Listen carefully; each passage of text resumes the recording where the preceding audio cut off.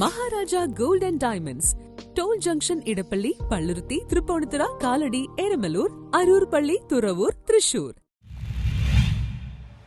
കോതമംഗലം ബോധിയുടെ ദിനാഘോഷവും കുടുംബസംഗമവും നടന്നു. ബോധി കലാസാംസ്കാരിക സംഘടന ബോധി ദിനാഘോഷവും കുടുംബസംഗമവും സംഘടിപ്പിച്ചു. Mar Basil higher secondary school multimedia ഹാളിൽ വെച്ച് നടന്ന ദിനാഘോഷം ആന്റണി ജോൺ MLA ഉദ്ഘാടനം ചെയ്തു.